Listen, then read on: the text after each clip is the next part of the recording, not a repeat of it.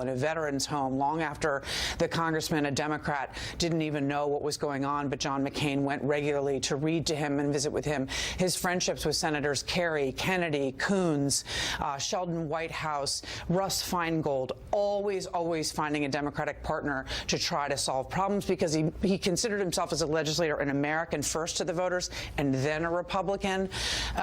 What I want people to know is, if you only know John McCain's life through television and Twitter and his political career, you don't really appreciate just how much service was so gratifying to him, that he wanted us to know about that higher calling he always talked about as something so incredibly fulfilling. And that's why today you have John Boehner, the former speaker, coming back, all of these people who worked with him in Congress coming back to honor their time and their service with him and all he gave to the body and how much he loved it. But they also know that there are people all around the world, from Myanmar to Russia to North Korea to all these different places, Syria, dissidents around the world who are depending on John McCain's mission for their freedom and are grateful to him. And those members at the Rotunda today know that and appreciate that was a singular gift that he gave this country, that he was always looking out for freedom around the world in ways few legislators do.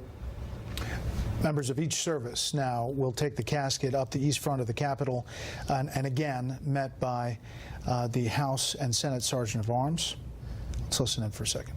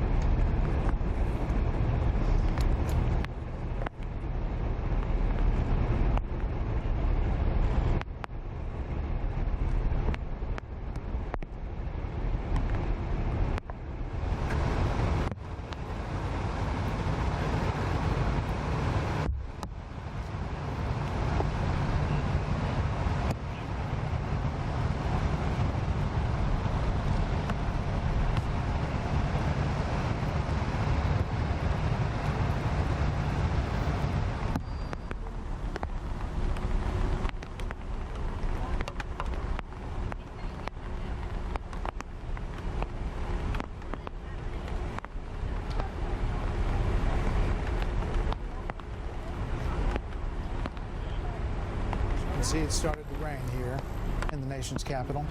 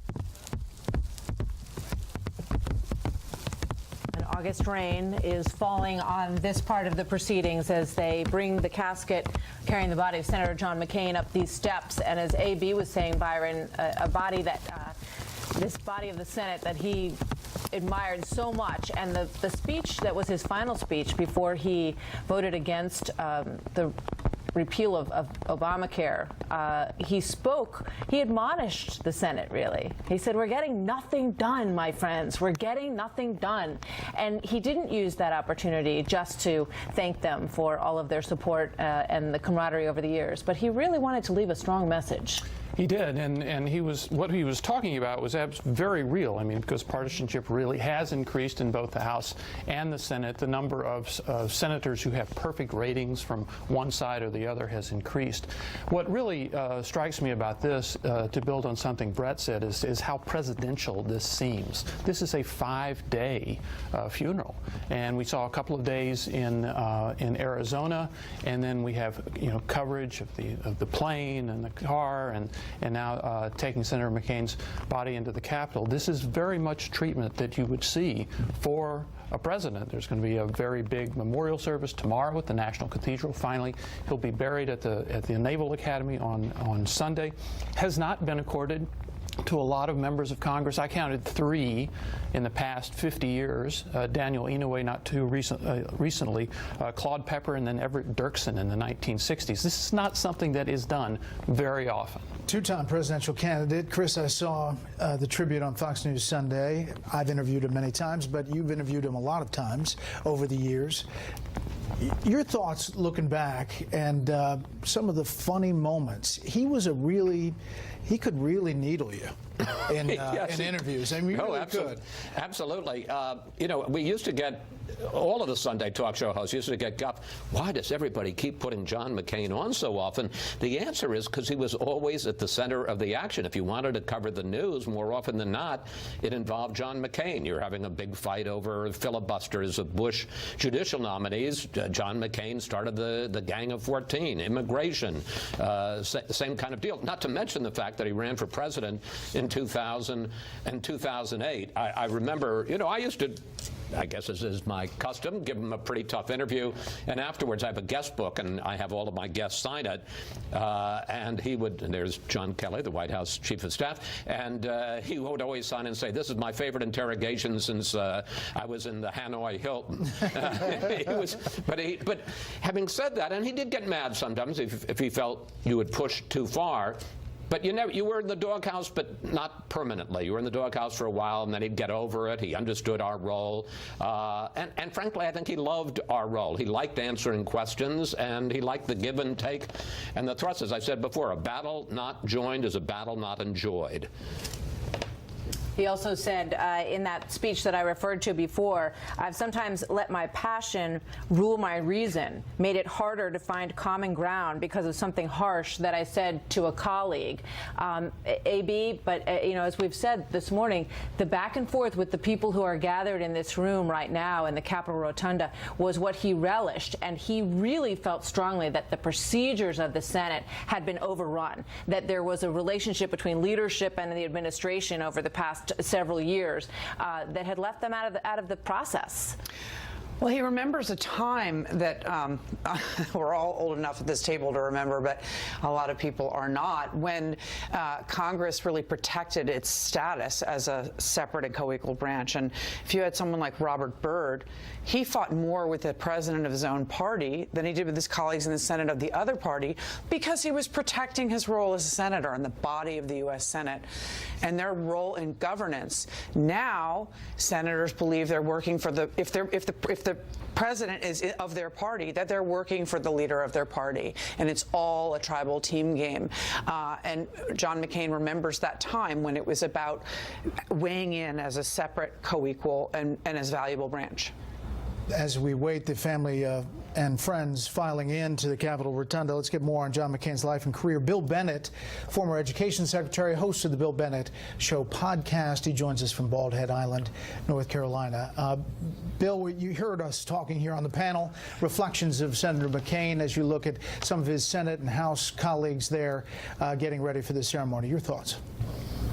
Yeah, he was a friend. We spent a lot of time together. We actually went to sporting events together. I remember going to boxing matches in Las Vegas, God forbid, with John McCain and Harry Reid. I didn't sit for the pictures with Harry Reid, but anyway, that was part of what John McCain did. I agree with Chris about him being at the center of things and the great sense of humor. Only John McCain could tell a joke that talked about his Vietnam years with that memory and that humor. When he was asked about Woodstock Woodstock, remember? They said, what's your opinion of Woodstock? He said, I don't recall much about it. I was tied up at the time. Indeed, he was, literally. But I will take issue a little bit. I love John McCain. He's a wonderful guy. But bipartisanship in itself, for which he is being exalted this week, it seems to me, is not a good in itself. Bipartisanship is good if it's a good bill. And some of the things Chris cited, with all due respect, were, bad ideas. I mean, McCain-Feingold was unconstitutional. The Gang of Eight immigration bill, no go. No Child Left Behind, something I know a lot about, no go. But it's fine. He wants to work across the aisle. That's okay. But what I don't see emphasized this week is John McCain, the conservative.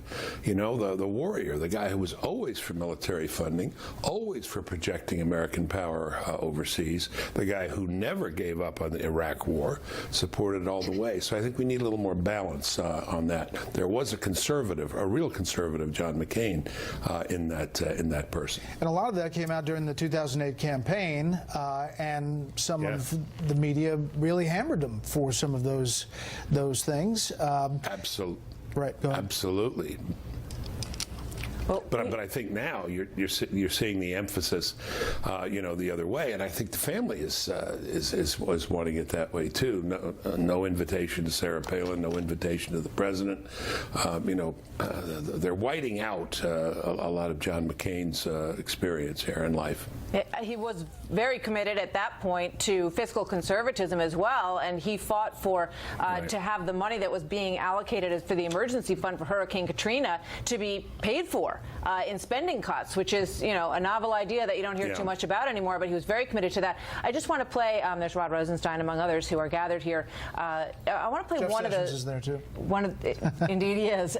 One of the sound bites from that last speech, which was really such a significant moment. Just to give everybody a moment to watch a little bit of this.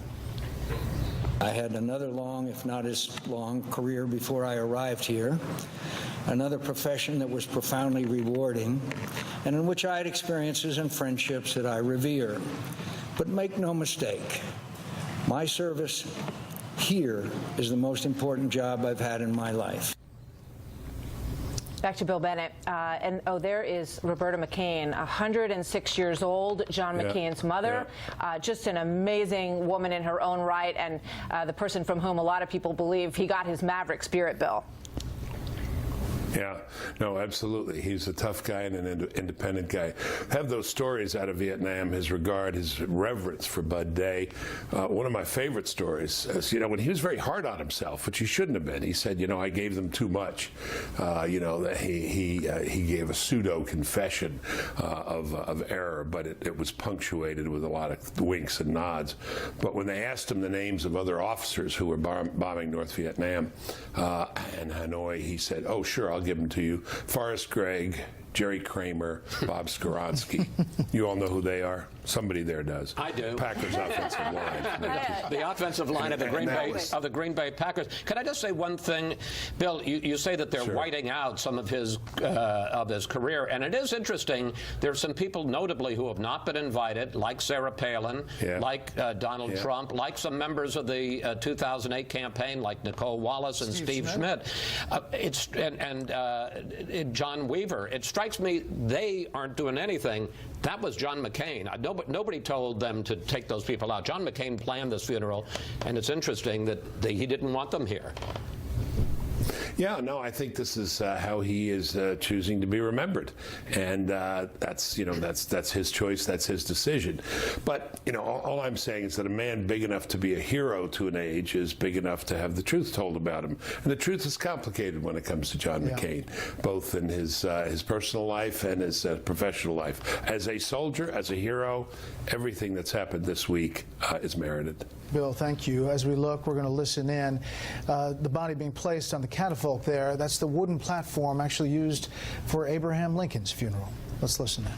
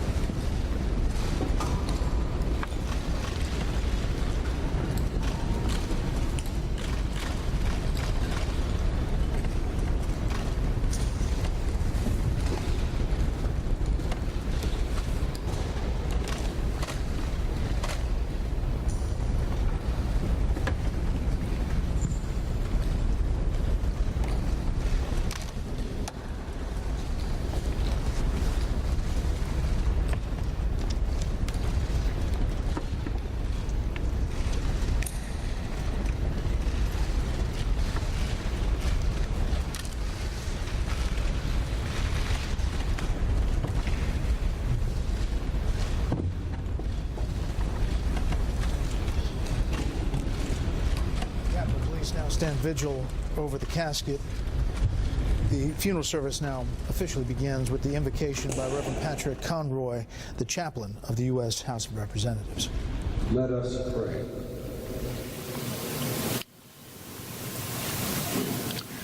We give you thanks, Almighty God, for the appearance among us of great men and women who serve as inspirations for all Americans to be their best in service to God, country, and neighbor.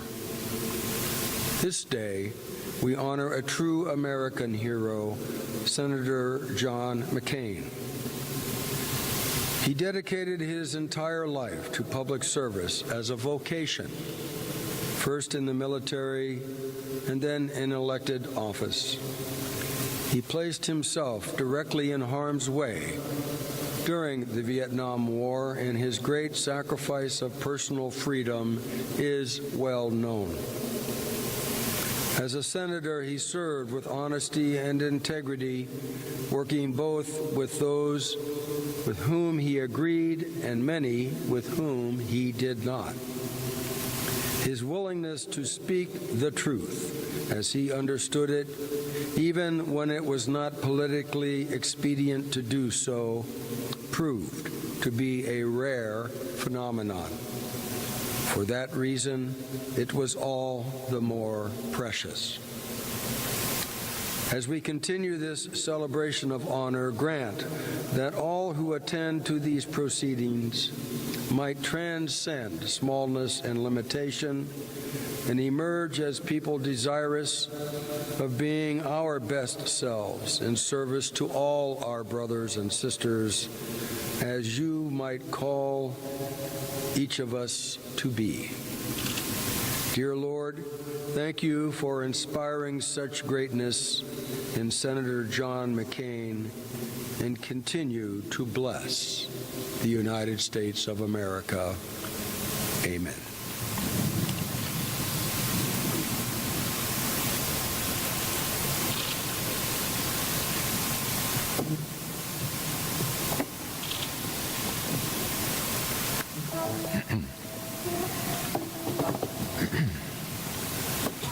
Mr. Vice President, Mr. Speaker, colleagues, distinguished guests, and the McCain family.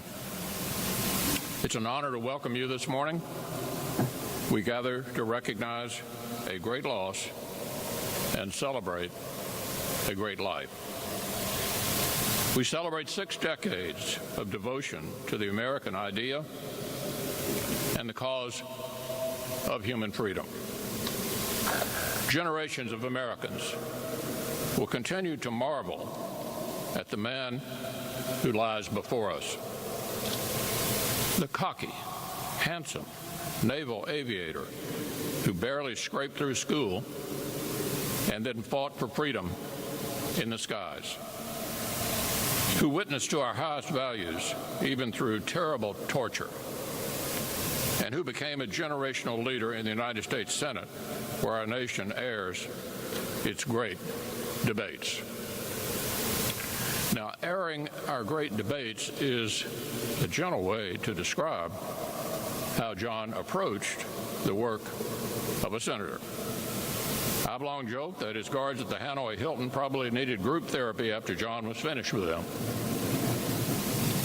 Well, let's just say there were times when some of his Senate colleagues were tempted to form a support group of our own. He treated every issue with the intensity the people's business deserved. He would fight tooth and nail for his vision of the common good.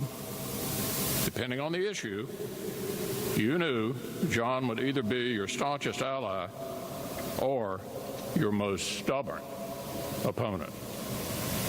At any moment, he might be preparing an eloquent reflection on human liberty or a devastating joke served up with his signature cackle and that John McCain glint in his eye. He had America's fighting spirit, our noble idealism, our solemn patriotism, and our slightly irreverent streak all rolled into one. I will miss a dear friend whose smile reminded us that service is a privilege, and whose scars reminded us of the great cost that brave souls pay for our freedom. John felt like family, but of course, it is Cindy and Roberta and Joe and Doug, Andy, Sydney, Megan, Jack, Jimmy, and Bridget who could truly call this man their own. On behalf of the Senate and the entire nation, thank you. Thank you for lending him to us longer than we had a right. Thank you for supporting him while he supported us. Half a world away, wearing our nation's uniform, John McCain stood up for every value that this Capitol building represents. Then he brought that same patriotism inside its walls to advocate for our service members, our veterans, and our moral leadership in the world. So it is only right that today, near the end of his long journey, John lies here in this great hall, under this mighty dome, like other American heroes before him. Here, as a restless wave approaches the shores of eternity, we thank God for giving this country John McCain.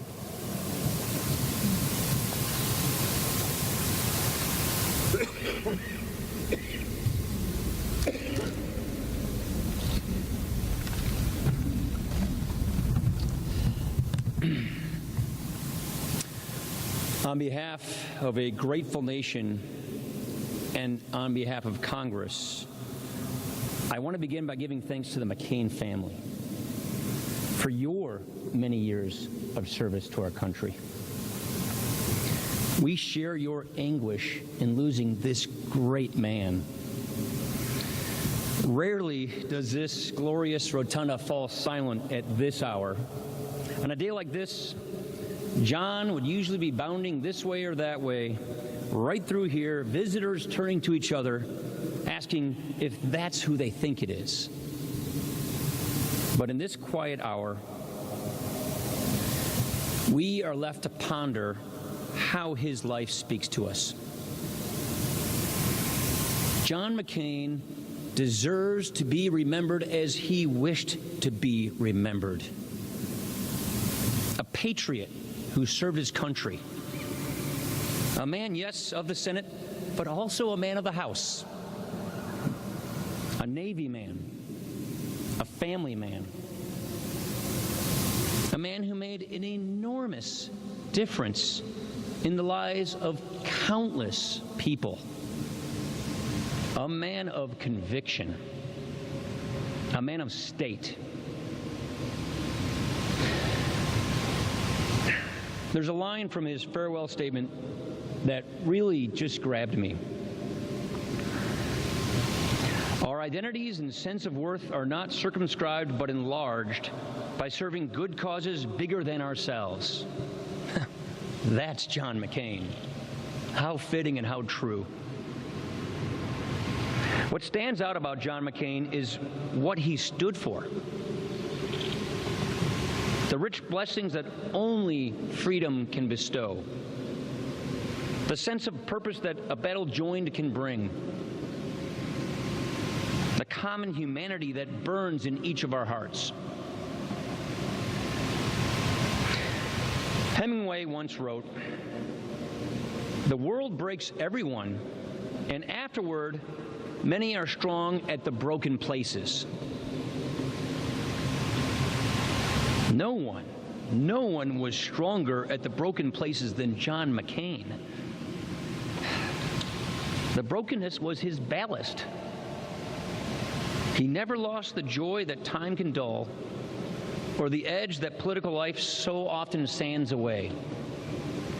I myself, from time to time, found myself on the receiving end of John's distinct brand of candor. Happily so. I remember thinking more than once, yeah, he really does talk like a sailor. But you see, with John, it was never feigned disagreement. The man didn't feign anything. He just relished the fight. He showed us that in the arena, the honest back and forth, that's where the cause gets bigger. That's where the triumph is all the sweeter. We get stronger at the broken places. Though the highest office eluded him, he attained what is far more enduring: the abiding affection of his fellow citizens, and an example for future generations. So I think ahead now. I think ahead to the day when I, like so many, will bring my own children, and perhaps their children, to that hallowed lawn in Annapolis. I think about that. I think about what I might say to them. This is one of the bravest souls our nation has ever produced. However you choose to do your part, I hope you do it the way he did, with energy and urgency, playing for keeps, never back on your heels, never letting principle yield to expedience, resisting the false allure of the fleeting, and battening down the hatches when things get rough, and always, always having a really good story to tell. Today, our nation bows in grief.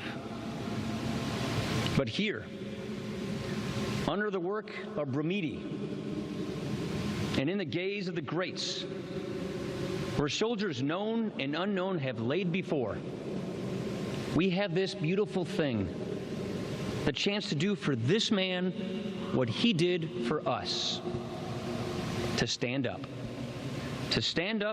and to embrace the cause of his life. No one of us can fulfill this charge, but all of us sure can try. Because all of this, it's worth fighting for. God bless John McCain.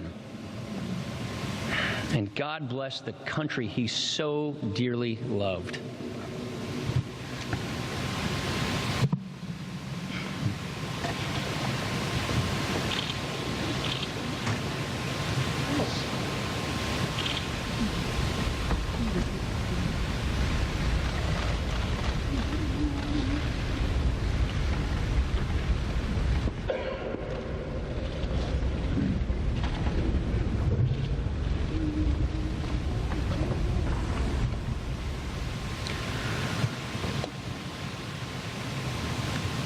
Leader McConnell, Speaker Ryan,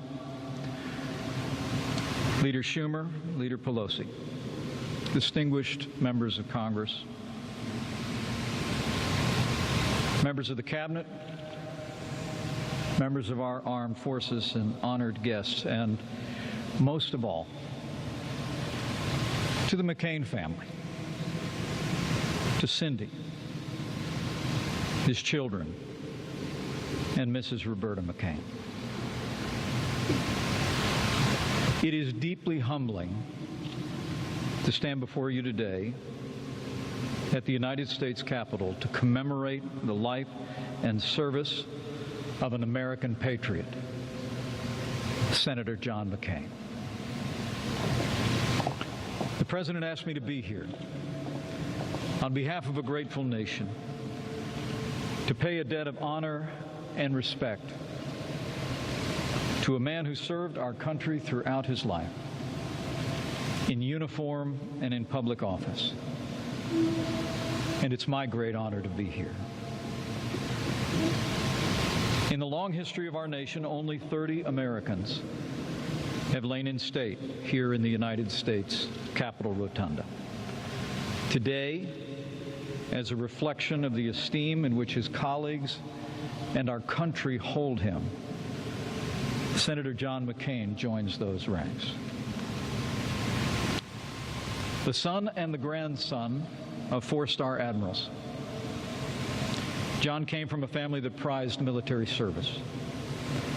He entered the United States Naval Academy when he was just 17 years old. His service as a naval aviator took him around the world and eventually to the war in Vietnam. It was there, on his 23rd bombing run, that John was shot down and captured. Refusing early release for the sake of his comrades, he endured 5.5 years of confinement and torture. Then, as now, Americans marveled at the iron will of John McCain. But captivity did not diminish John's sense of calling or his commitment to mission. As he would later say, "I fell in love with my country when I was a prisoner in someone else's." And after he made it home, John traded service in the uniform of the United States for service in Congress, exchanging the rank of captain for congressman and later senator. For 35 years, John served in these very halls, under this very dome. And he fought for what he believed in. In my years in Congress and as vice president, we didn't always agree either. And he almost always noticed. But his support for limited government, for tax reform, and support for our armed forces surely left our nation more prosperous and more secure, and he will be missed. As President Trump said yesterday, we respect his service to the country. Like many of you gathered here, I also had the privilege of traveling with Senator McCain to visit our troops overseas.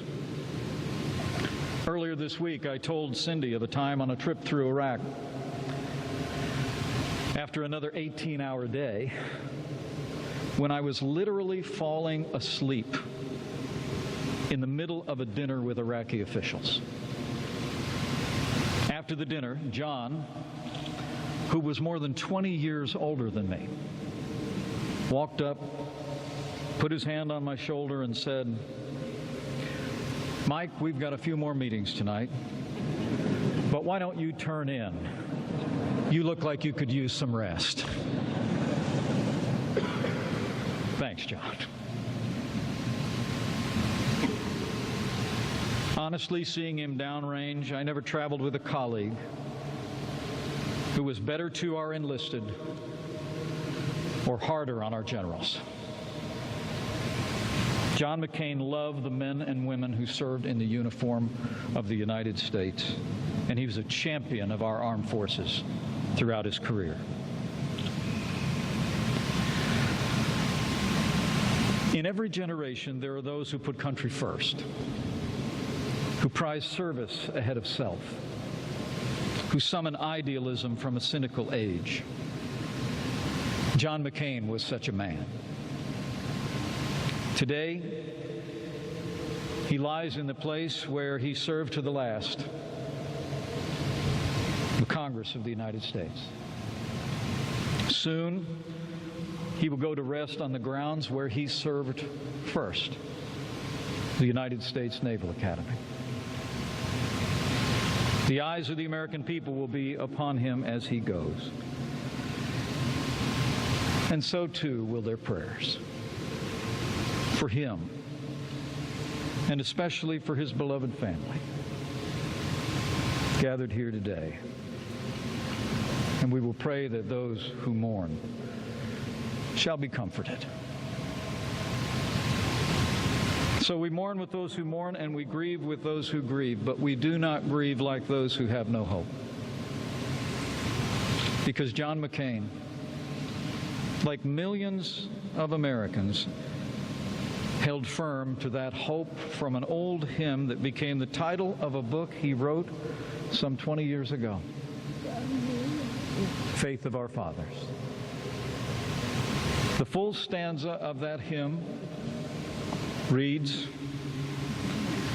"Faith of our fathers living still, in spite of dungeon, fire, and sword. Oh, how our hearts beat high with joy whene'er we hear that glorious word." John McCain held firm to that faith, the faith of his fathers, through dungeons, fire, and sword. And he held fast to his faith in America through 6 decades of service. We gather here today to honor an American patriot, served a cause greater than himself. And we gather here remembering a man who knew how he wanted to be remembered. And so let me say to all those gathered and his beloved family, on behalf of a grateful nation, we will ever remember that John McCain served his country, and John McCain served his country honorably. May God bless the memory of John McCain. May God comfort his family and friends.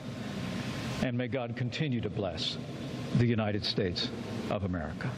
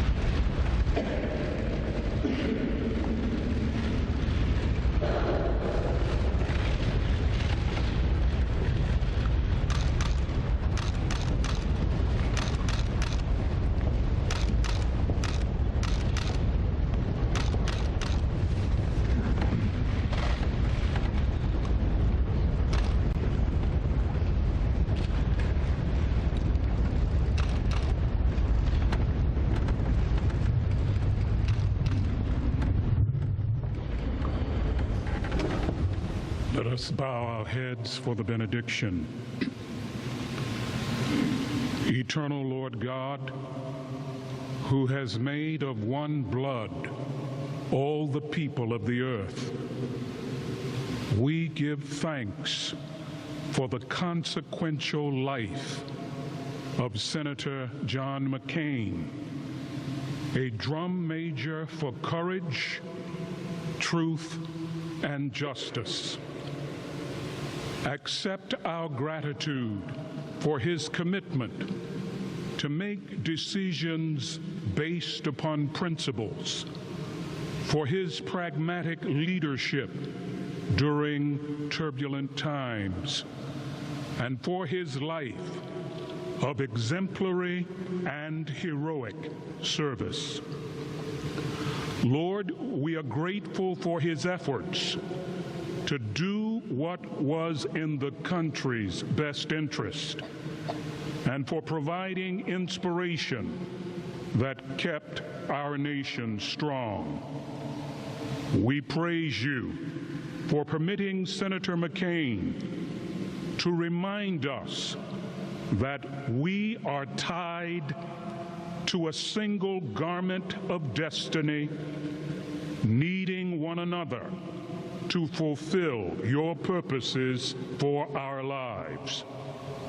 May the life of this American patriot inspire us to see you more clearly, to love you more dearly, and to follow you more nearly each day.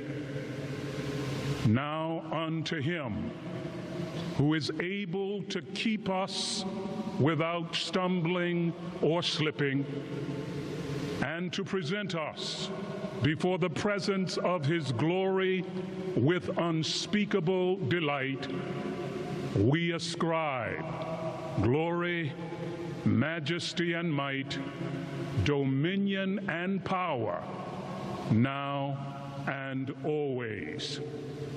We pray in the name of Senator McCain's Redeemer, Jesus Christ. Amen.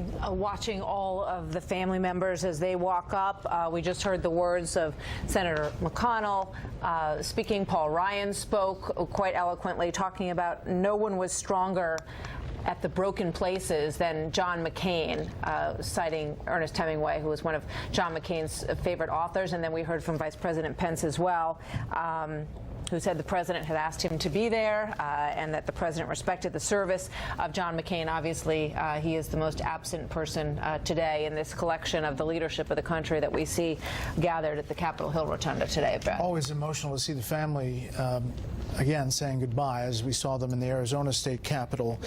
This time with these wreaths, it's not standard protocol to do it that way. Senator McCain wanted it this way, and that is to have the leadership of the Senate, both sides, the Senate Majority Leader Mitch McConnell and Chuck Schumer, the Minority Leader, the Speaker of the House and the Minority Leader, lay these wreaths around the casket, as well as a wreath from the executive branch. Emotional. And there you see Henry Kissinger, former Secretary of State, a friend of John McCain's, saying goodbye.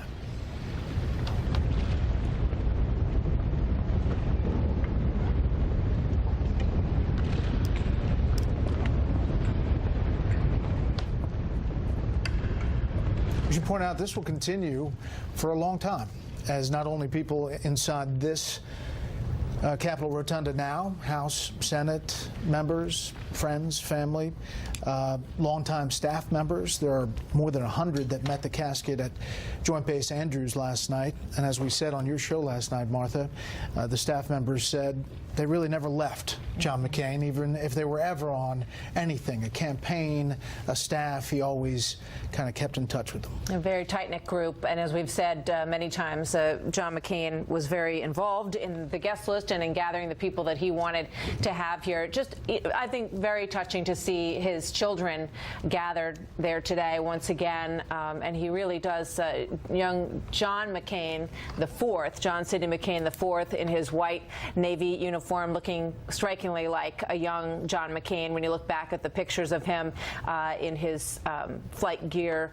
And he's known as Jack and Jimmy, who are the two sons of Cindy and John McCain, and then Meghan McCain, of course, and Bridget McCain, their children. And then the first part of the family, Andy and Doug, who were the sons of his first wife and who he adopted quickly after they were married. And then they had Sydney, their daughter, who you also saw walking up there. And it's interesting that Andy McCain, who was the adopted son from his first marriage, is now one of the top executives at Hensley, at the beer distributing company that Cindy McCain's family built in Arizona. So they are a very tight-knit clan, and we've seen them moving through these ceremonies today, obviously taking it all in, Brad. And I think it was really emotional to see for the first time Roberta McCain, as she wheeled up in the wheelchair, acknowledge her son. Imagine that, 106 years old, saying goodbye to your son of 82. Let's bring back our panel. Chris Wallace, A.B. Stoddard, Byron York. Chris, your thoughts on this ceremony? Well, a couple of things. You talked about several of the people who talked. The one that struck me the most was the final speaker, Barry Black, the chaplain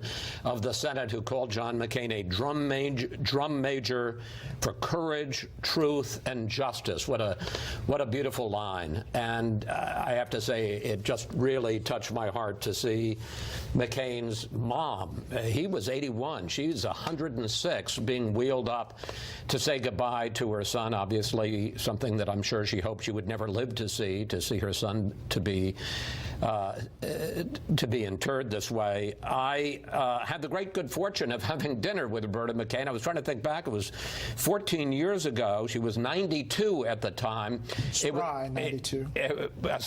Very spry, and active 92. McCain held an event in New York during George W. Bush's re-election convention in New York in 2004, and he invited all of the sort of top media people there, and a lot of people used to joke that he really should be called John McCain R Media, not Arizona, because that was his real constituency, was the media. And some people were seated with McCain, some people were seated with Cindy, some people, and my wife and I were fortunate enough to be seated right next to Roberta McCain, and she was just wonderful. She was funny, she was spry, she was, as any mom would be, sort of surprised that her son had become such a great success, and she told very funny stories about him. You know, the idea that she's still here at 106. I remember talking about a year ago to Meghan McCain, and she said her mom, her grandmother, John's mom, still had her complete faculties and was very sharp. And it was very stirring and frankly quite touching and moving to see her today in the process of honoring, celebrating, and eventually burying her son. Indeed, it was. There are great stories about her, about how she was, you know, going on a cross-country trip, and she tried to rent a car. They said she was too old, so she bought a car, and she called her son from, you know, somewhere on her trip across the country and told him this, and he was just astonished. She also eloped in Tijuana to John McCain's father, and absolutely loved her life in the Navy with him, and traveling across the country and living across the country. They moved all the time together. And you see that naval tradition. There's Kelly Ayotte, very close friend of Senator John McCain's. I ran a clip in one of the interviews I did with McCain in 2008, and it was his mom had been on C-SPAN, and they said, well, how's he going to win over conservatives? And she said, well, they're going to have to hold their nose, and she literally held her nose. They're going to have to hold their nose and vote for him. And I played that for McCain, who was half delighted and half kind of like, oh, Mom, Thanks, you've done Mom. it to me again. You know, we just looked at Warren Beatty and Annette Bening there. Warren Beatty, one of the pallbearers for the service tomorrow. A lot of people didn't know that John McCain was friends with Warren Beatty, but he had a lot of friends that people didn't know about. Larry Fitzgerald from the Arizona Cardinals, who gave a stirring, emotional eulogy yesterday in Arizona. That was really nicely done, and I really enjoyed an interview the night before that Larry Fitzgerald did, talking about this just unlikely friendship that blossomed. Mike Wilbon is a friend of mine and has regaled me with stories of their 4-hour flights across the country from Washington to Phoenix, and how he never heard a word of political gossip from John McCain. It was 4 hours of sports the entire time. He was a fanatic, especially about his Arizona teams. And he had, you know, I think we should point out, as some people have this week, that he will also be having Sheldon Whitehouse, a Democratic senator from Rhode Island, will be a pallbearer, and the Russian dissident who's survived 2 poisonings, believed at the hands of Vladimir Putin. Vladimir Kara-Murza will be a pallbearer as well tomorrow. There will be some surprises along the way as this 5-day celebration of this incredible life unfolds. He had many, many sides to him, but he delighted in people. He absolutely loved people, and he met them here, there, and everywhere. And what Larry Fitzgerald was describing was getting off of a plane and seeing the way that strangers would approach John McCain, and he would spend so much time with them. Whatever pictures they wanted, whatever stories they wanted to hear, he just delighted in it. And I think that I love what you mentioned, Brett, about the wreaths, because he wanted Nancy Pelosi and Paul Ryan to approach the casket together, and he wanted Chuck Schumer and Mitch McConnell, the Senate leaders, to approach the casket together. And it's not about, we were hearing from Mr. Bennett earlier, it's not about what bills bipartisanship produces. It's about the fact that you never can solve a problem unless you start with bipartisanship. So tomorrow at the Cathedral, we're going to hear from the 2 men that defeated John McCain in his presidential bids, George W. Bush and Barack Obama. And it's a symbol he's trying, a message he's trying to send all of us, that we're Americans first. And that is really something, that's really the single message he wants everyone to take away at the end of this week. You know, you heard a lot of references in this service to McCain's intensity. I mean, whatever he was saying, whether he was making a joke or yelling at you or whatever, there was this intensity. And I think that what hasn't maybe been spoken enough, he was incredibly ambitious. I mean, we've talked about his time in the Senate or his time in the House. He really wanted to be president. No. And, you know, in 2007, I remember his campaign. He wanted to run a big, rich, corporate kind of campaign that George W. Bush had used to defeat him 8 years earlier. But it went bad. His campaign went broke. It almost just imploded. So we were out in western Iowa, staying in a really budget hotel. Smell of manure was rather strong everywhere. The bus breaks down, the Straight Talk Express breaks down, so they scramble and rent a small van to go around in. And he's in excellent spirits the whole time. He's with Bud Day, the former POW, who was very, very close to him. But, you know, this was a 71-year-old man, very wealthy, secure, his place in history secure, his place everywhere secure. And he was slogging through this thing. It paid off. He won the nomination, but the intensity and the fire inside him was really strong. Tom Ridge. Tom Ridge, the former Pennsylvania governor and Homeland Security Secretary, saying goodbye there. I think Bill Bennett's still with us. Bill, your thoughts of this ceremony and what we're seeing here? Very beautiful. I'm reminded for a state function how important faith and religion is to us still as a people. And that's worth considering. I'll say again, when Mike Pence and Karen approached, I wish the president had been invited. The president relented. I wish that John McCain had, or the family, and invited the president. If you want this unification, then the President of the United States should be there, whatever your differences, whatever the fight that went on between them. I'd like to just quickly tell a story. By the way, I think it may turn out that it's not so much friendship with Warren Beatty as he was a big fan of the movies. He loved Bonnie and Clyde. You know, that could have been it. And anyway, John McCain told me that he bought my book of virtues and read it to every one of his children, and that his favorite story, I think appropriate for now, is The Selfish Giant.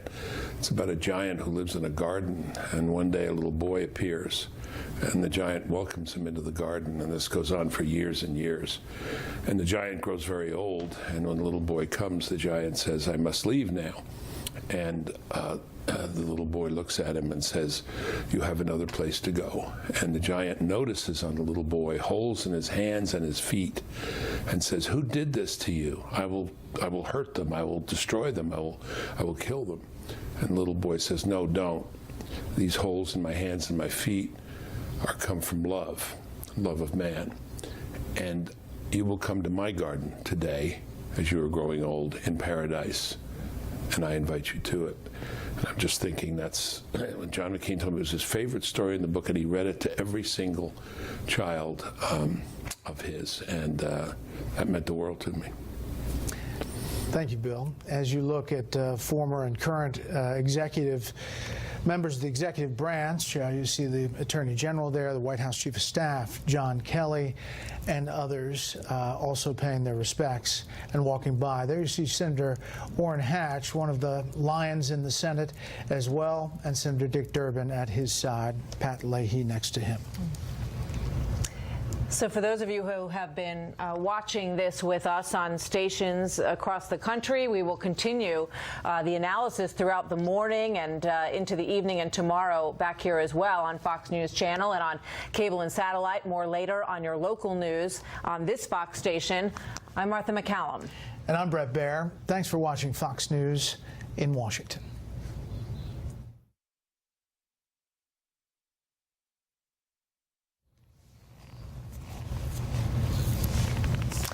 Back here on Fox News Channel, correspondent Peter Ducey outside the Capitol right now for a look from that vantage point as we get ready to get this Capitol Rotunda open to the public. Good morning, Peter. And Brett, members of the public are queuing up right now on 1st Street, which has been closed, and they've got some barricades set up. There are people from all over the place. And we were actually just talking to Bob Large here from New Jersey. Bob, why'd you make the trip? To honor this hero and patriot, life of service, life of service. I was on board the same ship as Senator McCain a few years after he was on. And when I got aboard ship, the first thing they did is they showed us the films of the fire that took place and the bravery that was exhibited by all the sailors on that ship. And Senator McCain has a reputation on that ship even now as being a patriot, a maverick. I'm here today just to represent myself, my dad, who was also a prisoner of war in World War II. He was captured in St. Lo after he made the Normandy invasion, and spent 13 months in a prison camp. If he was alive today, I know he'd be here with me. All right. Well, thanks for talking to us, Bob. Thank you. And so, as you can see, the line here still remains. Nobody moved despite a torrential downpour that happened for most of the first half of the ceremony. And just if we come up to the front of the line, it's very interesting. Some of these guys, excuse me, front of the line right here. Your name, sir? Greg Brock. And Greg, what time did you get here this morning? Just before 8 o'clock. You've got a photo. Tell me about the photo. John McCain was running for president in 2008, and I met him in Jacksonville, Florida. I met him about a half dozen times, but this was in Jacksonville, Florida. And why'd you want to bring it today? I'm a veteran, and I just thank Senator McCain for his military service to America. I appreciate his politics, but I'm here for the military side, and I had the opportunity to be at the tarmac last night at Andrews, and it was just an emotional, awesome time to see an American hero come off that plane, and it was John McCain, and it was an honor to be there. It's something I'll tell my great-grandkids and my grandkids about. All right. Thanks for sharing your story. So, as you can see, people started getting here right around dawn, even though they can't get in until around 1 o'clock early this afternoon. But they are waiting very quietly, solemnly, sharing stories about John McCain with each other and with us. And there are a couple hundred people on this side of the street, and then there's also room for many, many more. We understand that they are going to let people continue cycling in line until about 8 o'clock, and then even if they are ready to close the rotunda, they're going to let anybody who is here in line still go in to pay their respects. Brett. Peter, thanks. Cooled things down with that rain a little bit better than Arizona, where it was really hot, and some of those people in line waiting for hours had to get some water and cooling stations, and the family actually went out in Arizona and talked to them, thanked them for being in that heat to say their final goodbyes. Interesting that the man who was saying that he served on the same ship as John McCain, the USS Forrestal carrier, where John McCain's plane caught on fire. It was hit. 130 people died on that carrier, and John McCain did not. He obviously made it through that horrific accident, and he really made it through a number of very difficult moments in his life. When he was shot down over Hanoi into the lake in the middle of Hanoi, they thought he wouldn't survive the night when he was pulled out of there, Byron. He was a huge believer in luck. Yes, he said he's the luckiest man in the world, right? A lucky coin, a lucky hat. Actually, his grandfather was too on board ship in World War II. He had a lucky hat, and it would fly off his head, and the crew would grab it lest it go overboard, because that's the lucky hat. McCain had kind of an odd definition of luck in the sense that all these terrible things happened to him, but they didn't kill him, which was huge. The fire was unbelievable. It actually, a missile struck McCain's plane. There is video of McCain climbing out on the refueling probe of the airplane and jumping onto the deck, which was on fire. He makes that, and then shortly after that, he volunteers to go to another aircraft carrier, the Oriskany, and the next month he's shot down. I mean, this was just an incredible series of events, but he came out of it all very superstitious, big gambler, but believing a lot in luck. It's really interesting. Many people have told the stories this week of when they were on an airplane with John McCain and it would grow turbulent, and he just would chuckle and tell them, if you're flying with McCain, no one dies. He knew he was not going to go in a plane. He did crash a few planes. Right, in a plane wreck. But I wanted to read something from Jack, who tweeted a beautiful photo of his dad's naval jacket, his leather jacket, this week on the day that the senator died. And he wrote on Saturday night, "It's not the man that was great, but instead it was his desire to serve a cause greater than himself that defined his life. To me, he was a giant, but to him, he was an imperfect servant of the nation he loved deeply." So his family continues, and his dearest friends, to emphasize that John McCain was always the first to point out his faults and his flaws, but he was so idealistic about one thing, and that was the country. There you see Darrell Issa, and the salute before that was actually Martha McSally. She is the congresswoman from Arizona who has now won the Republican primary to fill the seat of retiring Jeff Flake. this is an emotional remembrance, but there are obviously politics involved, Chris, and now you have a decision by Arizona Governor Doug Ducey to fill this seat with someone from Arizona, and how he chooses, who he chooses, will make a difference, as some important votes, including the Brett Kavanaugh decision, are pending. Well, that's right, and he has a kind of a balancing act, because on the one hand, there's a very active Trump base among Republicans in Arizona, as there is a very active Trump base among Republicans everywhere, and he wants to give them someone that they'll be satisfied with. But I think he also feels keenly that he wants to appoint somebody who the McCain family, not that it's their seat, but that they will be at least satisfied with or not dissatisfied with. That could be a little bit hard to square those two. And interestingly enough, according to one report, McCain had said that he would like to be replaced by a Hispanic woman. I'm not sure that that's going to happen. I'm not sure how many prominent Hispanic women there are in the Republican Party in Arizona, but that gives you an indication of the kind of balancing act that Governor Ducey has to do while he is running for re-election as well in November. But you would think that he's going to have to appoint somebody, and appoint somebody promptly. That will restore, because of course, while John McCain has remained a senator, he has been absent since last December. So the Republican majority has been a bare majority of 50 votes to 49 Republicans, and John McCain missing, not taking a single vote all year. This will restore a 2-vote majority for Republicans, and you would assume that Ducey has said he's not going to do it until John McCain is buried on Sunday, but one would assume early next week he will name somebody to replace John McCain. And there's some reporting that he's going to talk to the family, and Cindy McCain in particular, and say, I need you to sign off on this choice, whoever it is. The other area that you're going to see a lot of change is on these committees, because he was the very strong chairman of the Senate Armed Services Committee, and the next logical person in line is James Inhofe. And then you look at the other Senate Foreign Service Committee, which is likely to, Bob Corker's leadership role, likely to go to Bill Frisch. Both of those men are very strong Trump supporters. And when you look at the legacy that is left behind in his committee work, AB, the face of that is likely to change. Oh, yeah. The Republican Party is no longer the party of Ronald Reagan and John McCain and others. It's the party of Donald Trump. And so there's a recognition not only in what will change in the Senate, but in Arizona and nationwide, that we are trending towards things that he spoke out against: isolationism, protectionism, nativism.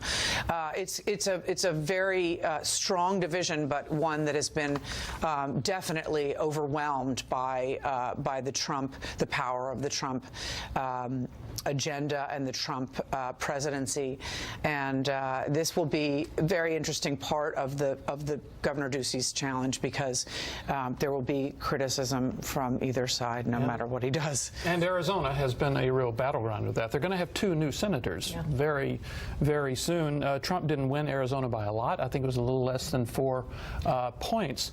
But Jeff Flake's just tremendously negative reaction to almost emotional reaction to the president has kind of defined his political career.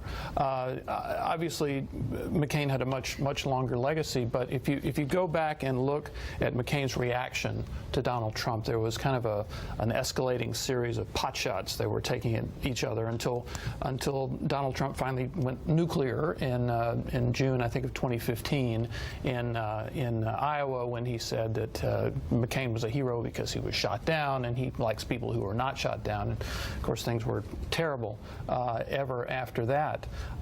But the fact is, Trump is now president. The Republicans in Arizona are going to want, I think, a senator who basically goes along with the Trump agenda. Do we have the other soundbite of John McCain in that speech, because he speaks specifically to what we're talking about here? If we could get a listen to that.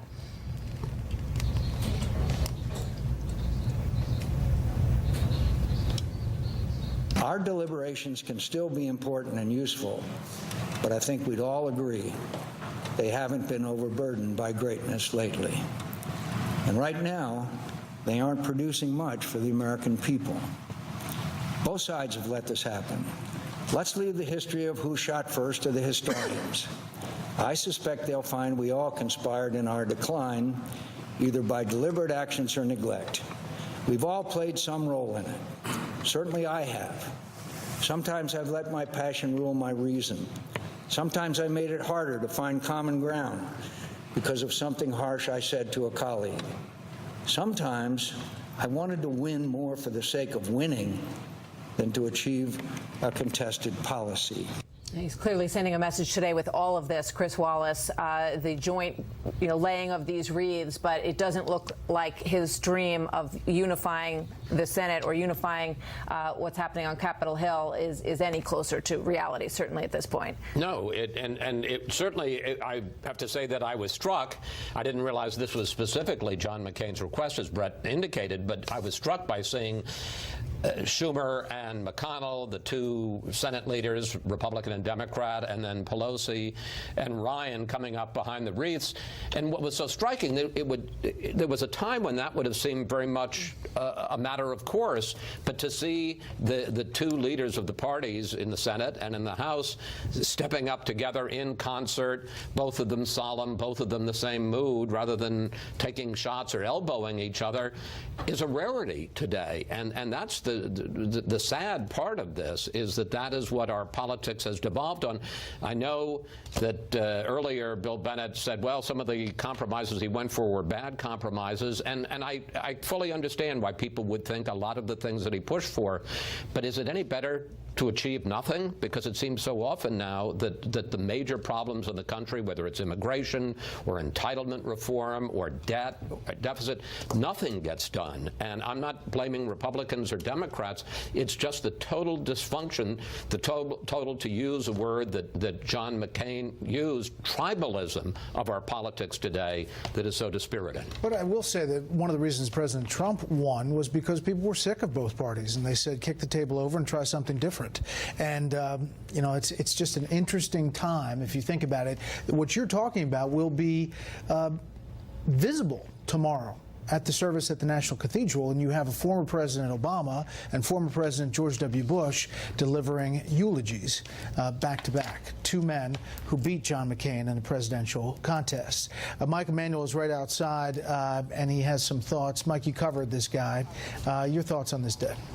Well, Brett, some of what was striking to me was the comments in some of those speeches played off themes I've been hearing all week. One, that if John McCain was on your side on a particular issue, there was no fiercer advocate for that position. And if he was on the other side, there would be no fiercer opponent. And so you heard some of that in some of the remarks there from Majority Leader McConnell. Also, his legendary stamina when he went overseas to see our men and women in uniform.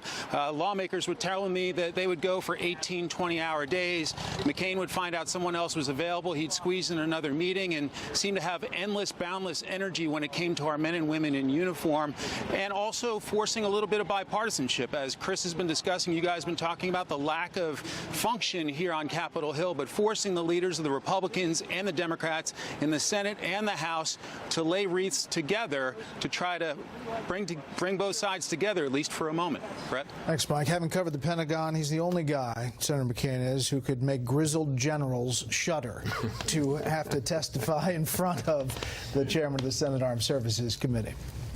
So we'll continue our coverage of the McCain Memorial after a short break. First, some of the sights and sounds of this morning. Watch. He had America's fighting spirit, our noble idealism, our solemn patriotism, and our slightly irreverent streak all rolled into one. However you choose to do your part, I hope you do it the way he did. With energy and urgency, playing for keeps, never back on your heels, never letting principle yield to expedience. In every generation, there are those who put country first, who prize service ahead of self, who summon idealism from a cynical age. John McCain was such a man.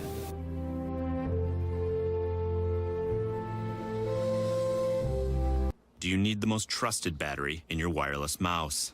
Maybe not. Maybe you could trust that during your fantasy draft, the computer won't auto-draft a kicker in the 7th round. Or you could just trust Duracell. Love. I got you, baby. It's being there when you're needed most. That's the one. Love is knowing it was meant to be. And love always keeps you safe. Love is why we built a car you can trust for a long time. The all-new Subaru Impreza sedan and 5-door. A car you can love, no matter what road you're on. The Subaru Impreza. More than a car, it's a Subaru. Right now, get 0% APR financing on the 2018 Subaru Impreza. Hi, I'm Annette, and I'm an actress. Under-eye bags and wrinkles are so frustrating. I came across Plexiderm, and I was so excited. We have a model. His name is Richie, and all he's doing is taking a small amount. It's so powerful. That's all it takes. It literally creates an invisible layer that tightens the skin and smooths it out. All you do is gently rub it underneath your eyes, on your fine lines and wrinkles, and it visibly disappears in as little as 10 minutes. This is the only product I have ever used that actually really works. I look a good 20 years younger. I don't think I looked this young when I was 40. Holy words I can't say on camera. This is absolutely unbelievable. I mean, I could feel it just lifting my skin. It was amazing. It feels good. Looks even better. You have any of those moments where you want to feel the best about yourself, the videos that you see are real. Those are the results you can expect to see. Get Plexiderm for up to 50% off, plus get free shipping. Order yours at plexiderm.com or call the number on your screen. Cancer. It's very personal. Each of us is different, and each cancer is different. How it reacts, how it evades and adapts, and how we attack it. That's why at Cancer Treatment Centers of America, we use diagnostic tools that help us better understand what drives each person's cancer. This is what we mean by outsmarting cancer. And for some, it may uncover more effective treatment options. Like Christine Bray. After battling ovarian cancer for several years, her test results revealed a potential treatment not considered previously. A drug therapy that targeted her tumor. Today, Christine's metastatic cancer is in remission. This is precision cancer treatment. Because at Cancer Treatment Centers of America, we're not just fighting cancer, we're outsmarting it. Visit cancercenter.com and schedule an appointment with one of our cancer care specialists today. Kavanaugh faces the Senate as his SCOTUS confirmation hearings get underway inside the critical showdown that could shape America's future. Brett Baer and Martha McCallum anchor special coverage live from D.C. Tuesday on Fox News Channel.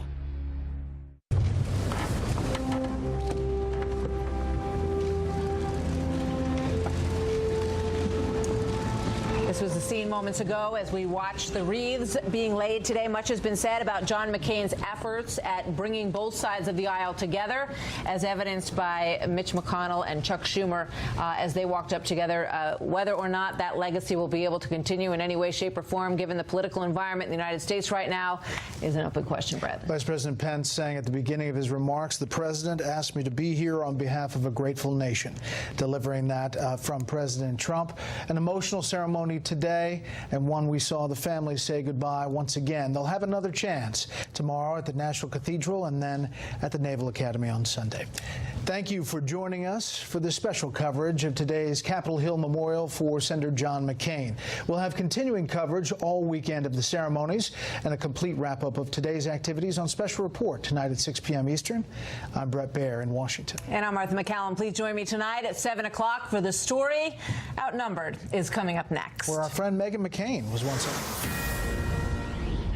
It's a Fox News alert. That's right. Our friend Meghan McCain once sat on this couch with us, and we are just coming off a ceremony at the Capitol. It wrapped up just moments ago as Washington pauses to remember the legacy of Senator John McCain in one of the rarest of American traditions reserved for the nation's greatest leaders.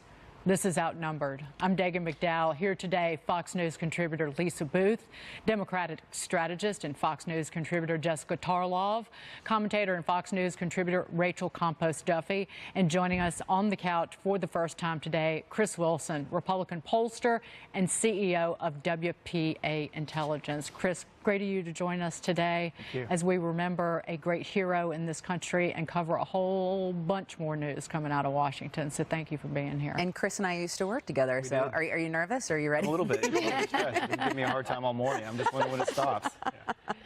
Never. Just a short while ago, House Speaker Paul Ryan saying today our nation bows in grief during a ceremony in the Capitol building rotunda where Senator John McCain is lying in state until tomorrow's funeral. Vice President Mike Pence among those lawmakers in attendance, remembering McCain as a proud military man whose kindness and loyalty to his country were unparalleled. The time on a trip through Iraq. After another 18-hour day, when I was literally falling asleep, John, who was more than 20 years older than me, walked up, put his hand on my shoulder and said, "Mike, we've got a few more meetings tonight, but why don't you turn in? You look like you could use some rest." Thanks, John.